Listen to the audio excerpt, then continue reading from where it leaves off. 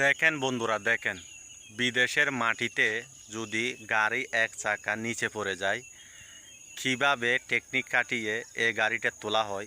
আসলে এটা কিন্তু অনেকে জানে না। আসলে দেখাটাই কিন্তু একটা মনের ভিতর প্রশান্তি জন্ম নেয়। দেখুন কি চমৎকারভাবে